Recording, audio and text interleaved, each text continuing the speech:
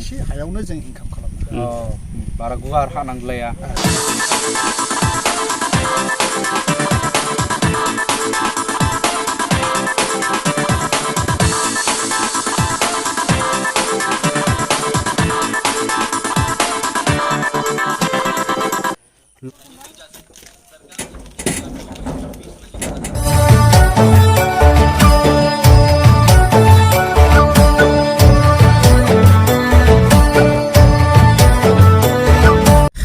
Driving the garis into Islari. So hello everybody, welcome back to my channel. Today we are heading towards a place called Salbari in Chirang district of Assam. There we are going to meet some hardworking farmers and talk all about cultivation of crops. Da जों थांगासिनो दङ जाहैबाय सालबारि गामि चिरां डिस्ट्रिक्टनि सिङाव थानाय बेयाव जों माखासे खेथि मावनायनि सायाव रायलायगोन खेथिया जाहैबाय वाटारमेलन स्ट्रबेरी आरो बायदि बायदि आरो दा थांब्ला नुनायसै let's go and here we reach the place and we'll see around first the garden जों एसे नायदिंग्रोनायसै सफैबाय नै जायखिया जा This is one of my favorite fruits. Okay, this is watermelon. So I'm going to taste it now. How it is our local production.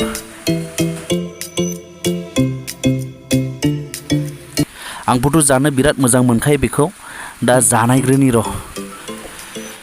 दा बिदिनो जागासिनोबो दं लडिंबो खालामगासिनो दं लामाजों जायनो फैयो बेनोनो आदाया जाहोहरो बेबायदि जागासिनो दं आरोखि नै So people are here and there coming on the roadside nearby also are given to eat, to taste all these watermelon fruits. Right now it is harvesting time. You can see how many fruits are gathered already.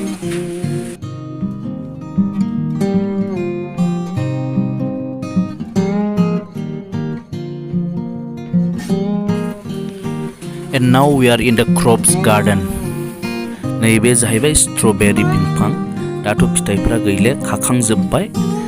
नै बिदि जायो नै strawberry फिथाइया These are strawberry plants. Now they are no more because they are harvested already. We are little late. Anyway, I'll try to show you next time. And this is strawberry plant which can be planted.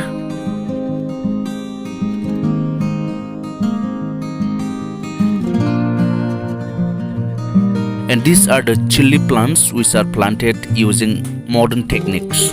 बेसे गोदान technique बाहायनानै गायजानाय जादों नैबे बानलु बिफांफोरा नै So guys go on watching. I'll talk all about this cultivation and their benefits. दा नायलांबाय थादों आं रायलायजोबगोन गासैबो बेफोरनि बिसय बिसिनि गायनाय आरो बिसोर बेसेबां बेनिफिट्स मोनखो बेफोर गासैनिबो And these people are collecting the fruits watermelon. Right now it is the harvesting time. So all the plants are dried, only the fruits are left. So they are gathering together one by one. दा नै बेफोरनो जाहैबाय नै दुरमुस फिथाइ दा बे बिथांमोना जमा जमा खालामगासिनो दं दाथ' बिफाङा गैले जाहैबाय रानजोब्बाय दा खानायनि सम जाबाय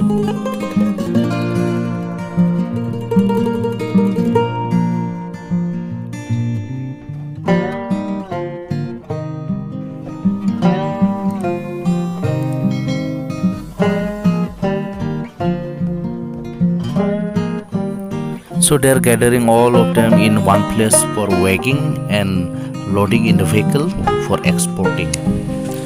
दा बेबायदिनो जमा खालामनानै अजन सुगासिनो दं आरो गारियाव दैखोगासिनो दं मानोना आदामोना फाननो लांनो नागिरदों नालाय Bahdrasing Basumatary आरोखि नैबे आदानि नामा ओमफ्राय फंबायनि नामा अमर बसुमतारी फंबायने अमर बसुमतारी जों बिदा फंबाय सानैजों मावदों ओमफ्राय स्टार्ट खालामजेननाय माल खालामा सेमोननि थांनाय बोसोराव जों खालामदों हाय जोङो दुरमुसाखौहाय जोङो 15 बिगा गायखादों बेनिफ्राय स्ट्रबेरियावहाय 2.5 बिगा स्ट्रबेरि 2.5 बिगा ओमफ्राय बानजु एसे गायबाय बानजुबो दा बेबायदि आरो थिखोनाय नट खालामनाय बे गासैबो बेनिफिट जे गारि गंब्रै जा गंबा जा सयथा जा बिमा सिखाखाबाय मालाय सिखांजोब खाबाय बयबो खाबाय क्लियार जोंहा रिनथिन जेबो गैले टेनसन गैले रिननि थाखाय दा बेबायदियावहाय जोङो जोबोद जोङो गोसो होनानै मावबाय दिनै जोङो मिनि जादोंमोन सिगाङाव गायजेननायाव बे दुरमुस फिथाइखौलाय बबे जायगायाव सोर जानांगौ एफाबां होननानै जोङो बुंजादोंमोन खिन्थु दा गायनानै जोङो बेखौ नुबाय फाननानै मोनबाय जोङो गारि गंसे लाङोब्लानो जोङो 30,000 मेक्सिमाम एरै मेक्सिमाम दाम फैयो गारि गंसेयाव आदसा गारि गंसे माने बे गारि माबा बलेर' पिकआप बलेर' पिकआप बे बलेर' पिकआपजोंहाय जों लाङोब्ला जोङो 10 थाखा हैयोब्लाबो बे 30,000 फैगोन दा साप्लाया बबे बबे जायगायाव थांगासिनो दा साप्लाया जोङो ओरैहाय धंतला क'क्राझार बेनिफ्राय ओरै माबा काजलगाव बेनिफ्राय बङाइगाव बेनिफ्राय धालिगाव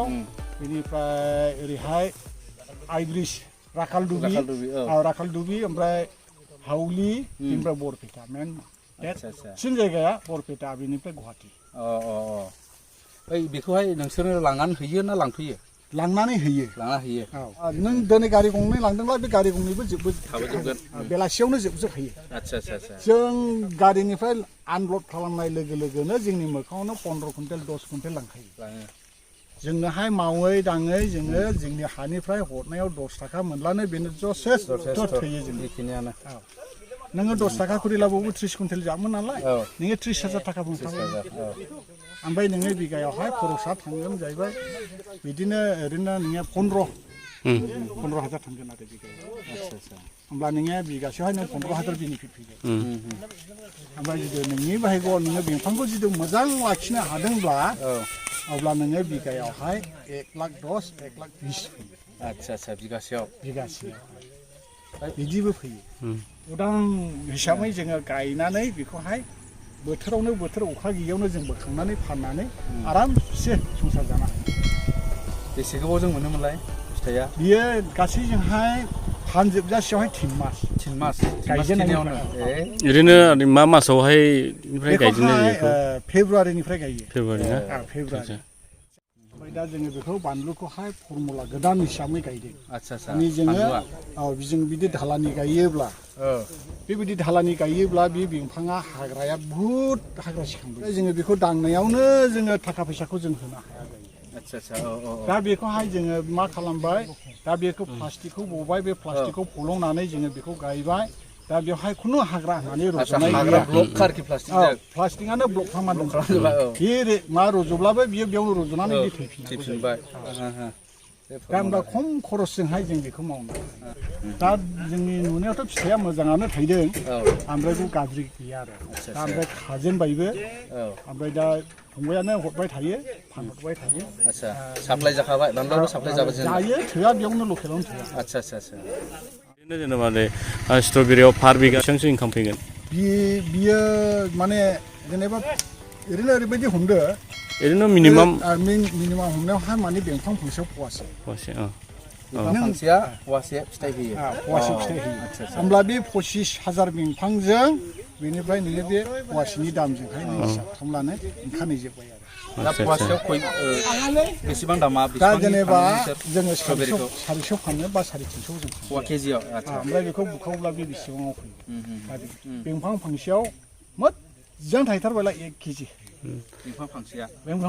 आदसा दा ओमफ्राय बिनि गेजेराव नोङो फवासेल' हमनानै नोङो मा मासनिफ्राय गायनाय जायो आरो बेखौहाय जानुवारियावनो गायनांगौ मानोना ओरैहाय नोङो जिथु फुलिखौ मोनोब्ला डिसेम्बरावनो गाय डिसेम्बर आरो बिनि थाखायबो दैनि एसे गोनांथि दङ दैया नायखे नांथारगौ बेयावबो जेसेबां नों दै होगोन एसेबांनो बे बिफाङा थाग्रा जागोन आरो फिथाइयाबो बिराद मोजां जायो बेयावहाय जोंनि मावनायाव दा दुरमुसजों आरो बेजोंहाय गोरलै खामानिखौ जों नुदों ओमफ्राय एसे हायावनो जों इनकाम खालामो आरो मावनायनि सिगां मा हाफोरखौ एसे टेस्टिंफोर खालामग्रोनांगोन नामा जिखुनु हायानो जायो फैनानै बिदि गायनो